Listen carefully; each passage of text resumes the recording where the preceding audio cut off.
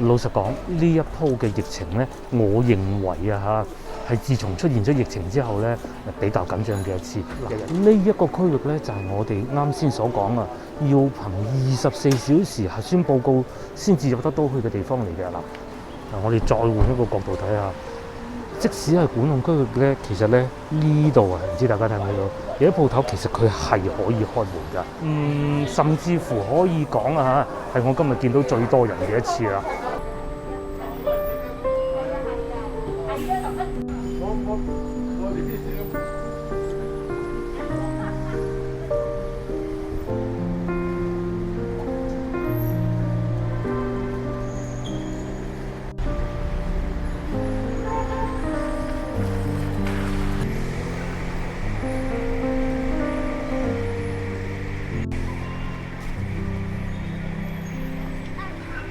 Hello， 各位觀眾大家好啊！咁如果有留意新聞嘅觀眾應該都知道啦，自從今個星期一開始呢，廣州嘅疫情亦都變得越嚟越嚴重。尤其喺海珠區。所以接落嚟呢幾集影片我都係會圍繞呢一個話題嘅。大家亦都覺得好奇怪啊！以往除咗喺室內呢，我都盡量會除咗口罩。請大家多多原諒。我都唔想影響到屋企人，所以穩陣啲都係戴翻口罩。我而家所在位置係倉邊路同埋豪賢路嘅交界啦。其實按照法律規定，事實上喺呢一種戶外呢係可以唔使戴口罩嘅。不過我今朝出嚟見到大概不完全統計，至少有90%嘅人係會戴住口罩嘅。咁今一集我主要圍繞翻喺越秀區裏邊進行嘅。我哋可能會帶大家去睇下啲市場啦。至於飲飲食食部分呢，因為就係成個廣州市只剩翻天河區係允許堂食嘅。當然啦，我講嘅係老城區，冇錯。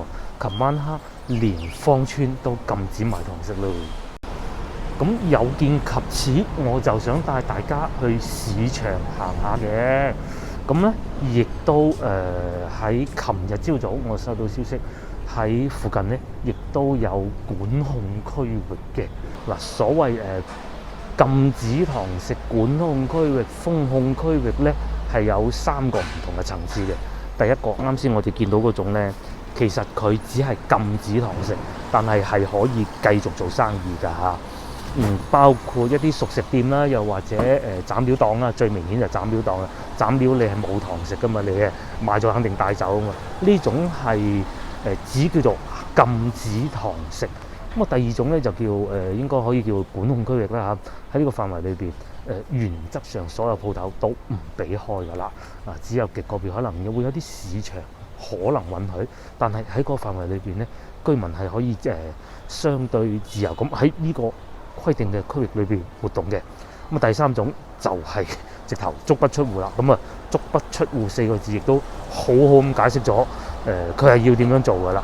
我哋帶大家去行下豪賢路市場周邊咧。一嚟到咧就係斬料檔啦，就啱先所講嘅斬料檔。好似呢一種咧，就算俾堂食咧，佢都係冇堂食噶嘛，係咪？都係打包帶走嘅斬料檔。呢種就相對影響最少，甚至乎咧，正如好似我之前所講嘅，可能出現疫情，佢哋某程度上益處更大咯。面前呢度咧就係豪賢路市場嘅其中一部分。豪賢路市場隔離就係炸粉街，通常我哋會叫做豪賢路市場嘅，係有咁樣一種講法。我哋會喺前邊炸粉街呢度往右轉，先去睇一睇。因為點解咧？據我所知，喺德政路附近呢，係有管控區域嘅，亦都有足不出戶嘅。我哋呢度炸粉街就喺呢度行入去啦。我哋輕輕行下就算啦。室內部分呢，其實我怕死，行咗再講，呢個鐘數呢，就8點半該翻工就翻工，而且有一個比較特殊嘅情況呢，啱啱遇上今日亦都係打颱風。依家雨其實唔算好大嘅，可以擔遮可以唔擔遮。我呢點解擔遮呢？其實最主要呢，就係唔想啲雨水揼濕個攝影機咁簡單嘅啫，就冇乜其他。將鏡頭轉翻過嚟呢邊睇下。咁啊好多市民係咪好似啱先所講啊，都係有戴住口罩嘅。實話實說啦，整個廣州市咧，相對嚟講，越秀區算冇咁緊張嘅個疫情嘅情況，唔算太多。有啲地區域咧已經封控，又重新解封翻㗎啦。譬如我屋企附近亦都有一個，咁喺星期一嘅時候咧，佢已經解封翻啦。咁啊睇下市場啦，咁啱落雨，肯定係生意又再差啲㗎啦。不過市民咧菜都係要買嘅。咁有時候咧，有啲擺得耐啲嘅咧，譬如話啲魚乾啊，係可以買。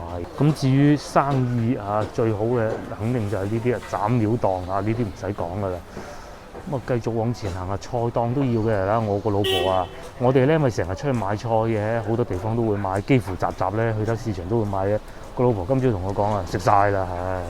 老實講，呢一鋪嘅疫情咧，我認為啊係自從出現咗疫情之後咧，比較緊張嘅一次，日日幾百咁嚇死人㗎。有好多原因，可能我唔係科學家，我費事三姑六婆去估啦嚇。暫時喺條街度見到啊，我淨係見到有3個人冇戴口罩。對比翻喺疫情啱啱出現嘅時候咧，事實上感覺好似大家今次會穩陣啲咯。嗱，慢慢穿過呢個區域咧，咁佢前邊係會熱鬧啲嘅。我知道咧喺附近嘅街坊啊，譬如話你住喺德正路咁啊，有2個地方買市去市場係比較多嘢賣嘅，一個就係炸粉街呢度啦，另外一個咧遠少少，你去珠江路都得。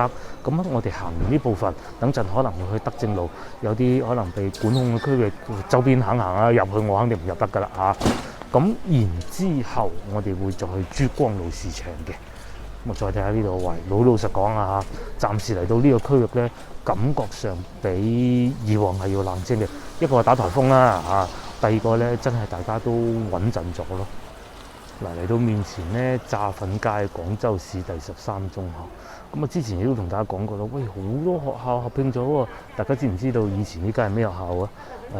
應該係豪賢中學啩，因為炸粉街隔離就豪賢路啊嘛，應該冇搞錯嘅。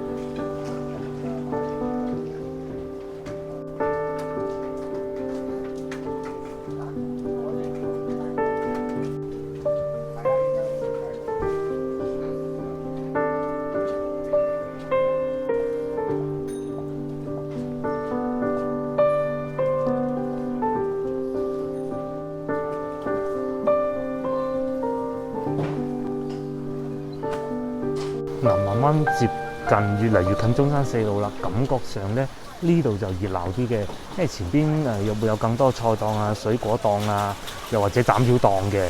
咁好過先頭少少啦。老實講，不過同我上一次同個老婆嚟都幾耐之前啦嚇，我哋唔係成日嚟呢個市場嘅，感覺上真係冇咁熱鬧嘅。上一次咧，我哋咪嚟到呢度，仲俾人捉住去打疫苗嘅，其實唔可以講叫捉㗎嚇。嗰陣咧有少少嘅都 OK， 水泄不通嘅。嗱，譬如好似呢檔咁啊，我哋上次曾經買過佢哋嗰啲斬料幾好喎，尤其手撕雞。只不過可惜呢個鐘數9點都未夠，我冇理由整隻手撕雞嘆㗎，係咪先？繼續行啦。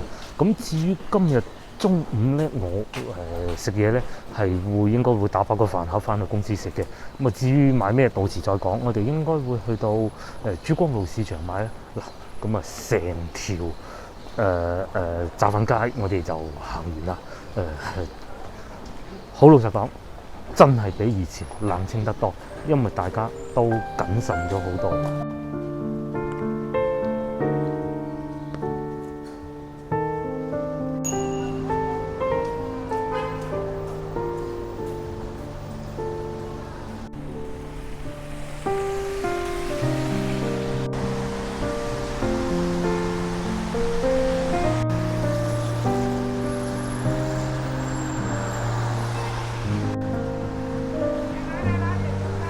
接落嚟呢個環節咧，我哋就想去一下附近據說係有管控區域嘅地方，因為咧喺早幾日啊呢度亦都發現一個病例，咁但係政府防疫規定係咁嘅，嗱，話説咧喺越秀北啦、中山四路啦、德政北路啦、豪賢路呢度咧係圍城區域嘅，嚴格管理，人員每日檢驗核酸，憑24小時核酸證明掃碼出入。咁呢一種咧屬於叫做有影響，但係最少噶啦，即係最起碼你係可以自由出入門口嘅。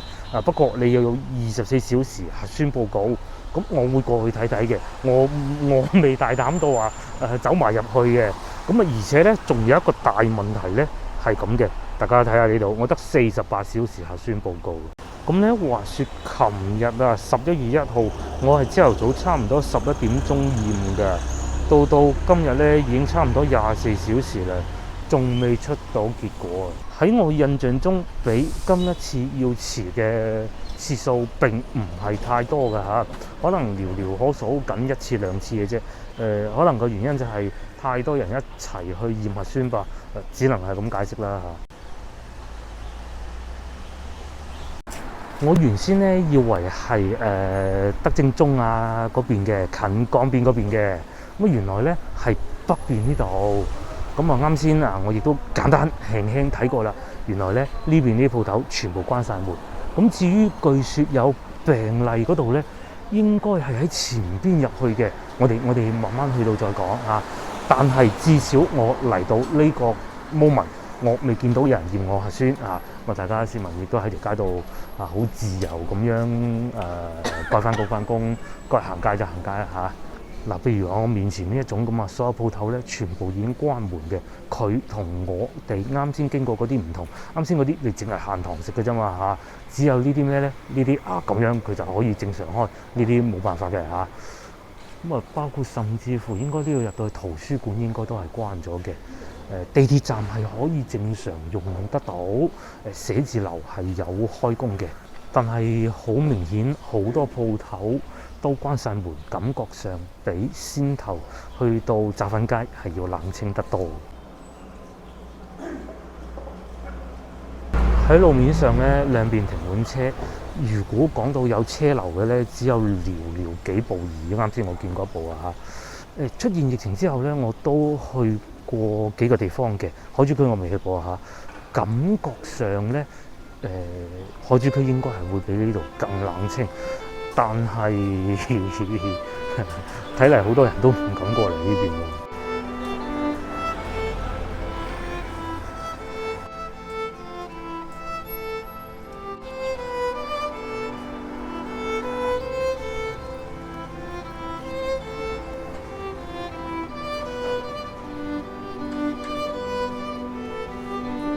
嗱，冇錯啦，我嚟到呢個區域咧已經見得到啦。咁呢度咧係俾警察圍咗嘅，呢度叫雅荷堂。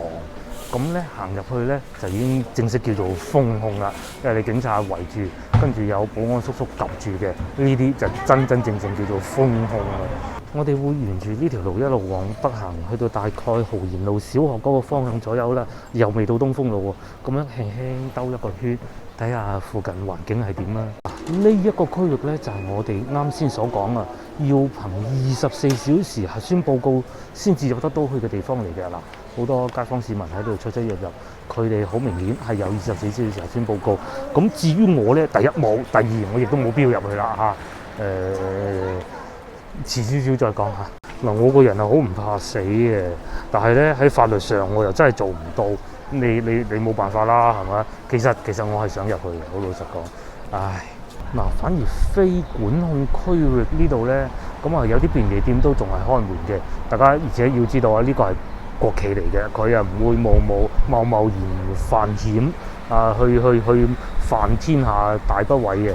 咁講明喺外邊呢個區域咧，嗰啲鋪頭係可以正常開門嘅。咁有啲可能都冇乜生意停佢啦。咁但係反而知對面咧潮州粉咧，好似仲幾好生意咗添喎。咁銀行嗰種咧都係有開門嘅。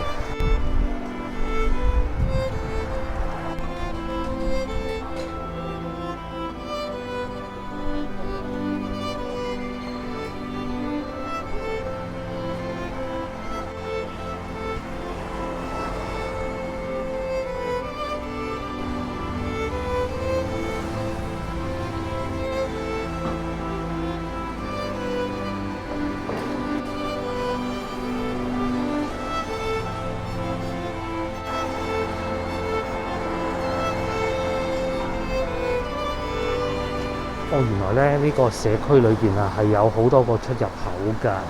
咁咧佢有啲咧係有人把守嘅，咁有啲咧淨係整咗個閘喺度攔住嘅啫。咁當然啦，因為佢唔係完全管控唔俾出嚟啊嘛。其實冇乜人會為咗犯呢啲大忌而跳入去嘅。咁而且如果你真係跳咗入去，我諗都要受到一定嘅懲罰吧嚇。我哋再換一個角度睇下，即使係管控區域咧，其實咧呢度啊，唔知大家睇唔睇到，有啲鋪頭其實佢係可以開門㗎，佢冇話唔可以開門㗎。有一啲叫做要牽涉到居民生活啊各種嗰啲咧，佢係可以開門，譬如士多都算啦嚇。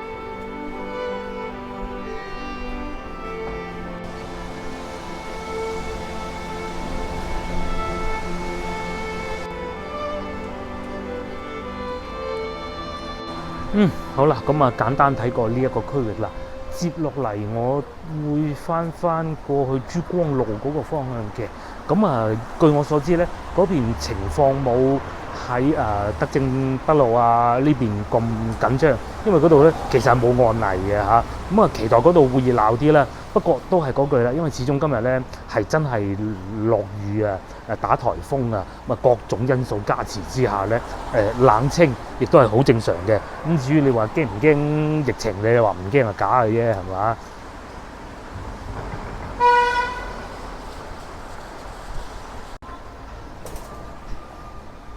我都係戴翻個口罩穩陣啲啦。過到去再講啦，好冇？我哋出好啦，話咁快咧，我哋就翻嚟珠光路啦。咁啊，右手邊咧珠光路小學啦，左手邊轉過去咧珠光路市場。咁啊，一如以往啊，同大家都講過好多次，珠光路市場呢度咧外邊啊好多呢啲半戶外嘅菜販嘅，咁啊方便好多。不過同啱先我哋去到德政路相比咧，呢度都幾冷清啊，好啲啲咁多啦，好啲啲咁多啦。可能因為啱先德政路嗰啲街坊市民去晒驗核酸啩嚇，係啊，我啱先都驗咗啊。好奇怪地，反而去到啱先所講咧有管控嗰個區域咧，裏邊我一檔都見唔到。咁然之後去到龍港所咧，就有一檔好大嘅。咁啊，再行前少少去到圖書館個後門咧，就有一檔啦，啱啱開檔嗰種咯。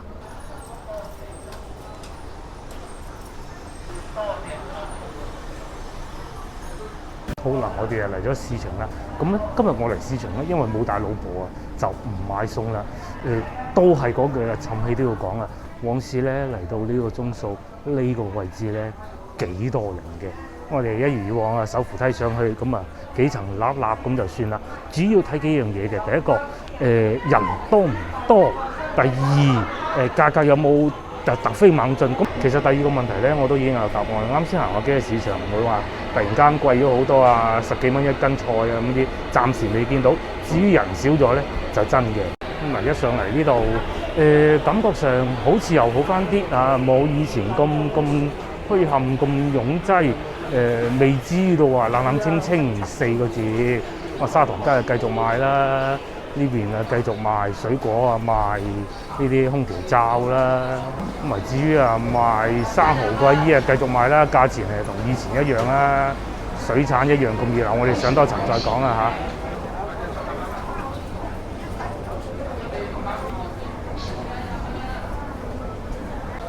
好，咁我哋嚟到3樓啦嚇，市民都係要買餸啦。咁啊呢度好熱鬧嘅，甚至乎可以講啊嚇，係我今日見到最多人嘅一次啦。咁蔬菜啊各種價格都唔會有太大變化，生菜係3蚊，好似都仲幾平添。前邊呢啲節瓜仔係3個半，節瓜仔尾做係好正常嘅。呢邊熱鬧喎嚇，同平時真係冇乜太大分別。咁3蚊青瓜，水冬芥菜3蚊。而家天氣凍已經開始有水冬芥菜啦。呢個阿姨啊猛咁喺度揀啦。係㗎，你話完全唔驚唔怕就呃你嘅。有啲阿姨都買多斤菜翻去啦，係嘛？呢度先多人買嘅，尤其係嗰啲瓜。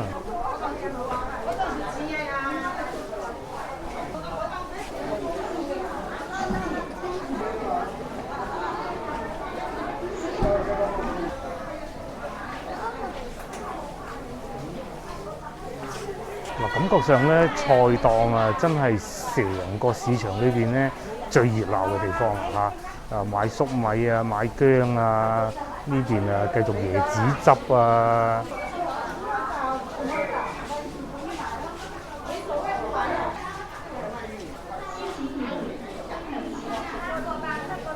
嗱，番茄呢種啊貴啲嘅5個半銀紙啊，我暫時見到咧係比以往見得要貴嘅多啦。咁啊，再嚟啊，遲菜5蚊，西洋菜3蚊，3蚊係一個好正常嘅價錢嚟嘅。咁啊，辣椒啊4蚊啦。啊呢邊啊肉茄啊5個啊，喂，點解而家啲番茄咁鬼貴嘅咧嚇？真係比較奇怪啊！咁啊，再嚟睇下我見到啲咩冬瓜啦，冬瓜個8，我見過個3咯，但係品質唔同，不能相提並論嘅。咁啊，仲有豆角，早幾日豆角我哋買過個幾喎，頂呢度5蚊嘅。咁啊係，我哋早幾日係去中市市場嚟嘅。好，咁啊菜檔輕輕行過，我哋穿過呢個區域去睇下肉檔啦，睇下肉檔有咩環境啦。因為咁嘅肉咧，你可以買多啲就擺喺雪櫃。菜你急凍啊，咁即係不如唔好食好過啦，係嘛？過去睇睇先。好，咁我哋再睇睇肉檔啦。嗱，暫時見到啊，咁梗係冇菜嗰邊咁緊張㗎啦嚇。肉都有嘅，但係就肯定係冇我哋早幾日喺中市市場見到咁平嗰個咩3日特價嗰間咧，都唔係19蚊喎。我哋立上去咧都見唔到啊！嗱，呢啲阿姨啊買翻條豬肉翻屋企等等啦。至於右邊係靚排骨啦，一條一條咁。只可惜我睇唔到價錢啊！佢嗰燈咧好鬼殘眼。至於呢度啊賣雞同埋賣牛肉，咁啊雞反而少啲喎。呢樣係比較奇怪，我唔知點解呢排咧見到好多市民咧唔買雞啊，唔知點解，可能個個走晒去食羊肉啩咧，羊肉啊！好嗱，既然唔買，又唔好搞人哋啲嘢啦。我哋而家落去睇下啲水產係咩樣嘅，睇埋咁我哋就離開啦。嗱，果然啦，廣州人咧最緊要係食，咁啊係啊，其實好多地方都係咁嘅，廣州人係更中意嘅啫。面前賣帶子啦，賣蝦啦，我睄到23蚊斤，我呢邊竟然仲賣緊田螺，白貝又8蚊，還 OK。嗱呢檔咧就係我哋平時買帶子啊買蠔噶啦，佢啲帶子咧2蚊隻啊，抵買啊！不過可惜個老婆冇嚟，咁啊冇辦法啦，咁如果嚟到珠江市場、珠江路市場咧，要買水產咧，就係主要係呢幾檔嘅啫啊！呢2到3檔啊，尤其佢呢啲貝類啊、蠔咧，係特別易買啊！你鋪走去南山咧，係咪先？車錢喺翻度啦。咁啊，如果係真係有時口痕想試下咧，可以嚟呢度揀嘅。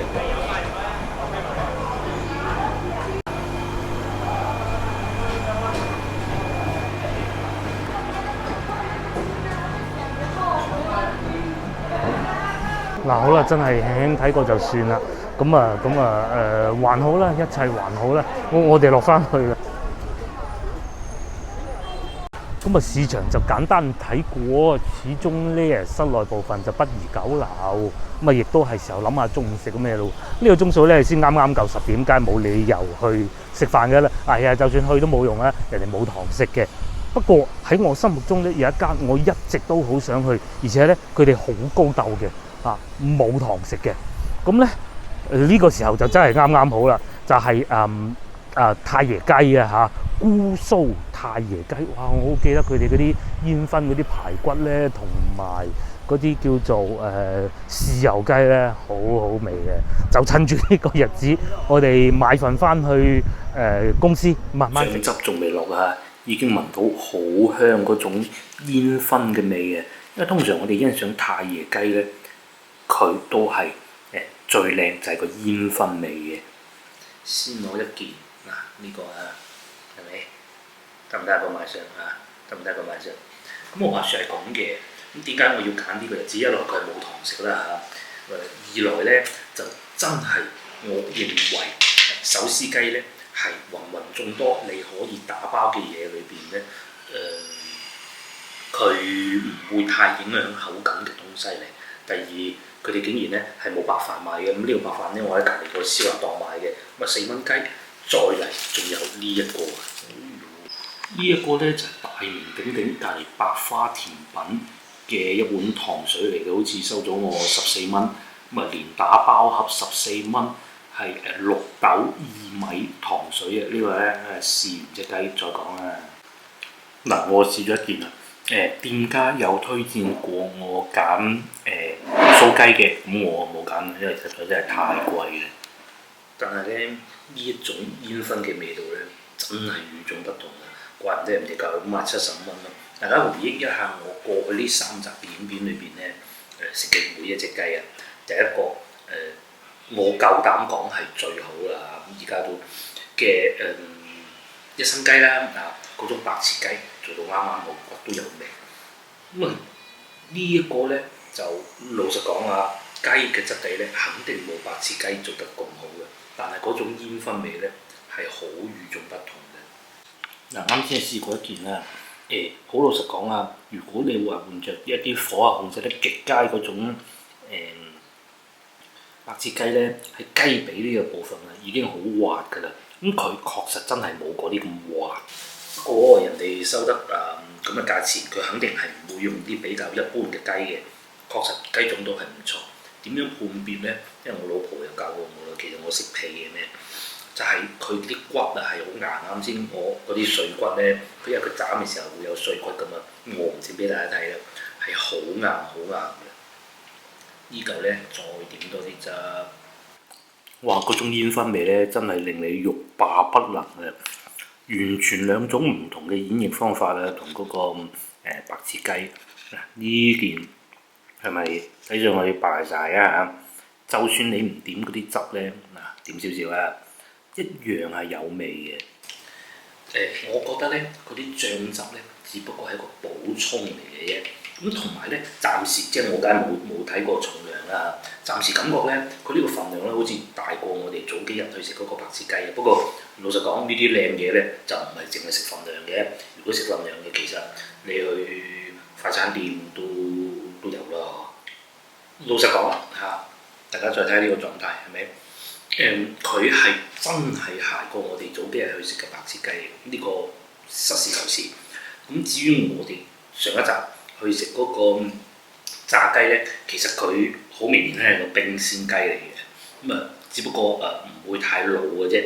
咁至於呢一個咧，佢確實係一個比較鞋嘅，但係咧我自己啲牙又唔係好叻啦，同埋其實我係唔係好介意雞胸肉太鞋嘅，唔係好介意雞胸肉嘅，所以咧食起身都唔話係太過接受唔到咯，因為咧佢雞裏邊每一嚿都係啖啖肉嘅，哇好過癮！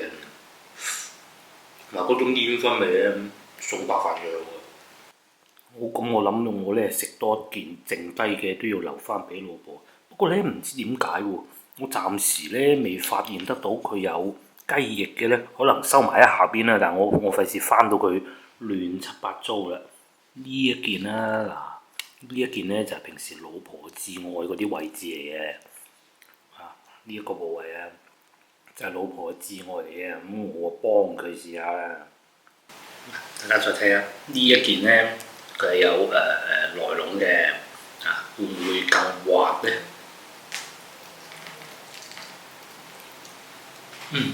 嗰啲煙燻味咧咁濃啊，哇濃到啊！不過咧老實講啊，對於煙燻味呢樣嘢咧，如果有人唔中意嘅咧，其實幾難接受嘅，我就好接受得到嘅。初期食係要有一段適應嘅過程嘅，但係咧，當你愛上咗之後，好，咁我繼續慢慢食啦。我食埋啲飯，食糖水，再同大家慢慢講。好嗱，雞咧已經試過啦，剩低呢啲咧，翻去留翻俾個老婆嘆啦。我試下呢個啦。啱先咧亦都講過啊，我係刻意要凍嘅，因為你熱嘅咧，我係諗住中午食咧，你不能放太耐啦，睇下個樣先啦。薏米咧就去濕好，我個人係好濕嘅嚇。咁再嚟仲有綠豆清熱去火係嘛？不過老實講，價錢咧就都幾貴啊，足足要14蚊碗。如果堂食嘅咧就13，好似係。